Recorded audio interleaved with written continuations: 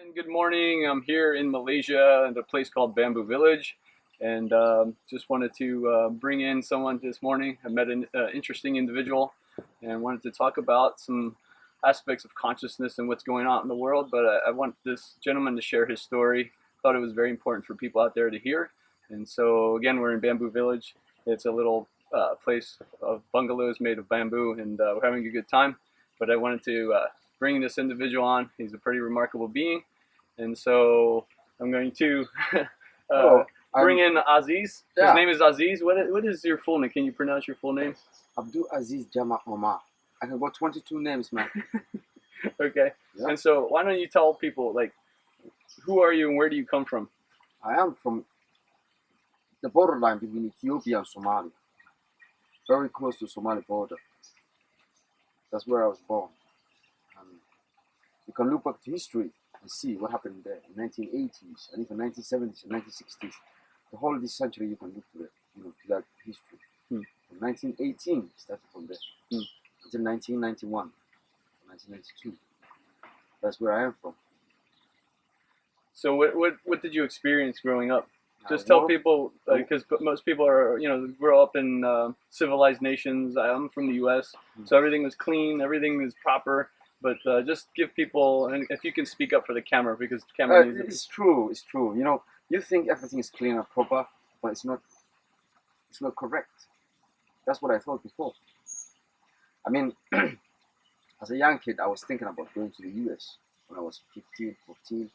Because when I read books, watched some documentaries, I thought the U.S. is a good place. That's what I thought. It's a nice place, and it's a better life.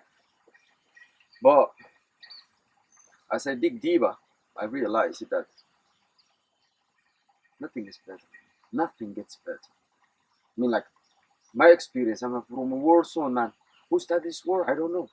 But when I look into the history, it's just Soviets and the West having problems there. So I don't want. Till now I'm a very harmless. I will not harm anyone because I have seen a lot of things.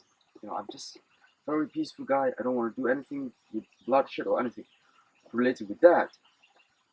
But many of my friends want to go to the US or to the Western countries, have this fancy life, build a house, and they think they are doing something good. But to be honest with you, this is my opinion. This is very sincere opinion. I think that it's just trying to do a wrong phenomenon. What's that? Phenomenon. What's it? Phenomenon. A phenomenon, yeah. It's a phenomenon. They're flowing Yeah. a wrong path. So that's what I see in the world. People have this. We are predominantly Muslim, and when you go to Western countries, they get money or material. They come back, they can marry 1, 2, 3 wives, build houses, and one person can take it. Can spread his genius. They can have like tens of children, 15s of children. Which is not right. I mean, every individual has the right to live. It came from Mother Nature. Everyone born has a right to live. I mean, like, and to have his own life. But here you can see, like, okay, rich people get more children, more money, more material, more land, which I don't think is right. But they are doing this because they will go to Western countries. So you're saying even people in Africa are illusioned. They want the material wealth. There are illusion, man. Yeah. I was illusioned even. I was. Unless I found out. I just want to ask myself, like, okay, if, for example, I don't want politics, but if I look at the U.S. foreign politics, like they are friends with my country or other countries in Africa, but at the same time, I didn't see anything good coming from there. It's more like someone is supporting the government, another one is supporting the rebels, and they're having a conflict. That's what I've seen. I didn't see anything like, okay, this is the best technology we have, this is the best information we have, this is the best knowledge we have. This is what you can improve your country. So you're saying it's more of a show. It is. It's more of a show. It appears like things are, being supported. Your country or your people are being supported, but behind the scenes, I don't know, man. It's all capitalism. Sorry to say, but I remember as a kid, they bring from the US aid That's what they call it, USA. Mm. They bring oil and corn, Mm. but the corn was a large corn that can break down into dust. Mm. Even people cannot eat it, so we have to give it to the animals. Mm. The other animals cannot eat it. Only the donkeys are eat it. Wow. Donkeys. Mm. I remember that. Only the donkeys eat it. Who gave this to us? It's not the American people. It's someone who's trying to make money. He took some maybe genetically modified grains or something that's very old and bring it. I said, this is the aid. And he should use the money, Maybe someone is doing that. It's not someone with a good heart, Mm. Man, animals cannot even eat it. Only the donkey eat. Wow. Yeah. So what do you think is the root cause? Like, if we look around the world, it's not just in your country, but worldwide, we see disharmony, and it always seems like one side's going against the other. Where do you think this stems from? I mean, in your opinion, growing up in that zone, that you grew up in a war zone. See, I'm a human being, and everyone here, all the people are human beings. I just don't know what went wrong with their hearts and minds. Alright. If I can try to do something kind and nice to people, where others can do it.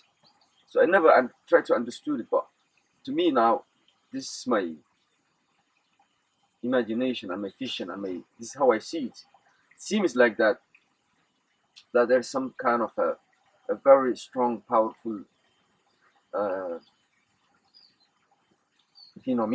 Phenomena. Exactly, or being, whatever you call it, that's pushing people to these limits. Hmm.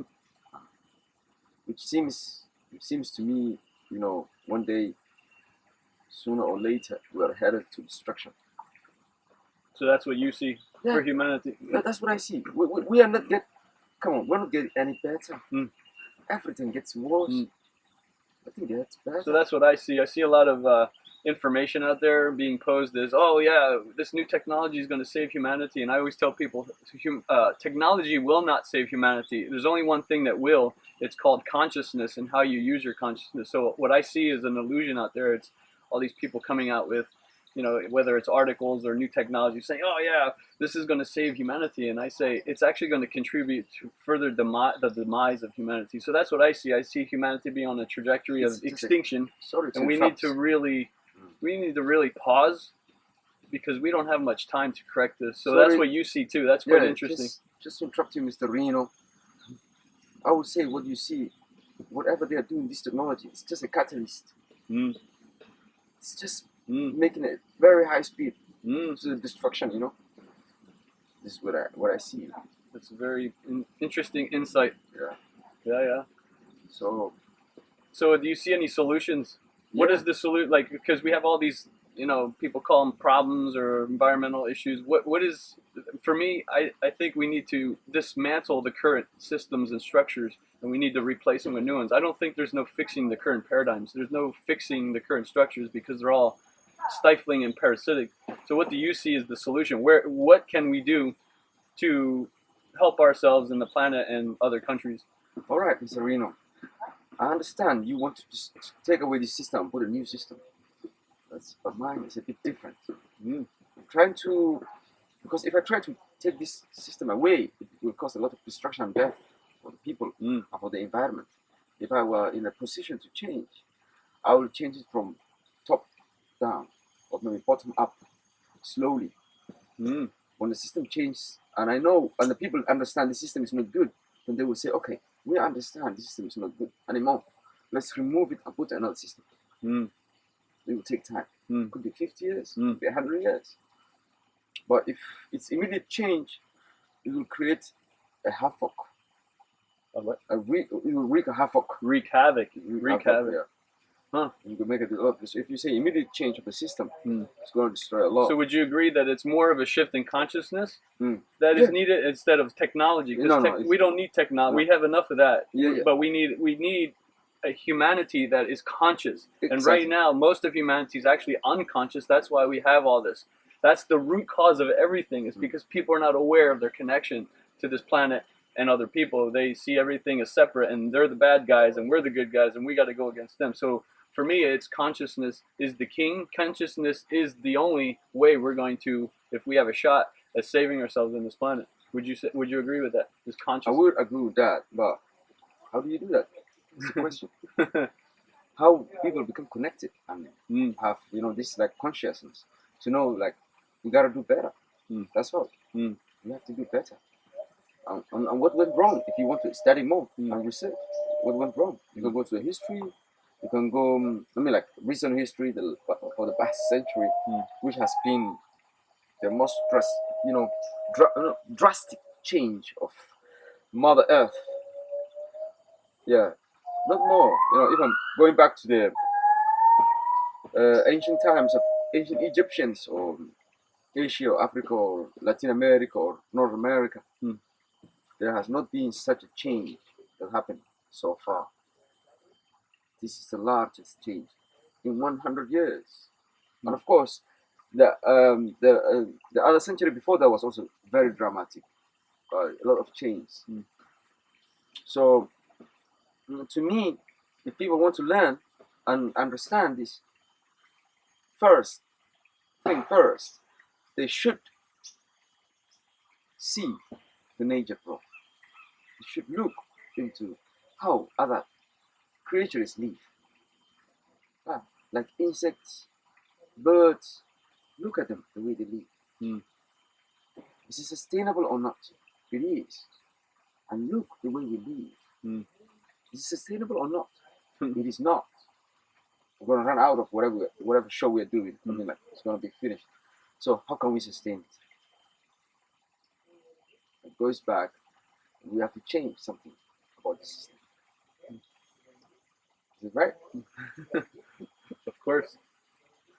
So, if you could leave humanity with one golden nugget, what would your message be to a person who's not as aware, or somebody who's, I see a lot of people that are they're caught in the what people call the rat race in the Western. It's like they're just going through life and they're not happy and they're going for the money and they're trying to pay their bills, and it's like, for me it's just like I see it as a hamster on a wheel, and I think it's just due to unconsciousness. Not that people are bad. I'm not here to judge people, but sometimes they get caught in like this rut. Yeah. So what would you share with humanity right now if you could just inspire them with one golden nugget of, do you see us having a shot at restoring this light show, or do you see it as hopeless? No. Personally speaking, I think it's hopeless. I mean, like, we're gonna head for destruction, man. I mean, like, not many of us will survive if it goes this way.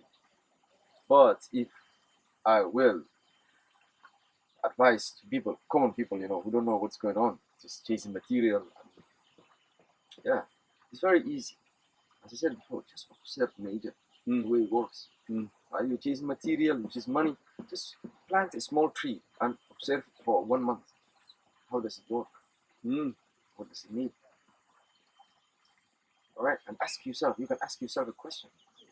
Even if you are a scientist, even if you are someone who's how do you call it, a very intelligent scientist like Stephen Hawking, or even Bill Gates, let's say, can they create an artificial plant? They cannot. An artificial ant? They cannot. Look through nature, man. Who's right and who's wrong. And when these people observe and realize, okay, I'm part of nature. Of course, I'm more intelligent, but I'm also a bit, how do you call it, twisted. We're twisted into the wrong direction. But we're the most intelligent beings here. So when they look into the nature back, and they can feel their consciousness. They can feel it. They will understand. Some people, I mean, like, you cannot convince anyone. Some people will see it. Some people will not. They will say, "Oh, this is a stupid idea. Let me go to my company and cover millions of dollars or this, or let me do this building or that." Yeah, so that's my opinion. So in a what do you call it? In a golden nugget, look at nature again. Look at nature again. Just at least maybe like for 30 minutes a day or 10 minutes, 5 minutes. Just look back at nature. That's all. You don't have to talk to people. You don't have to ask anyone to convince you. Look at nature. Mm. Look what we have done. And look how nature was. Mm. And think about where we're going. That's all. Yeah. Well, I think we've had enough here. That was a great golden nugget. Essentially, it's my same message. Nature has all the keys to our expansion, and we need to go back there if we have any chance of saving ourselves and creating something more, what I call delicious and beautiful for ourselves. So I'll be back soon with another awesome interview. I'll see you soon. Thank you for watching. See you soon. Thank you, Aziz. Welcome, sir. Yeah.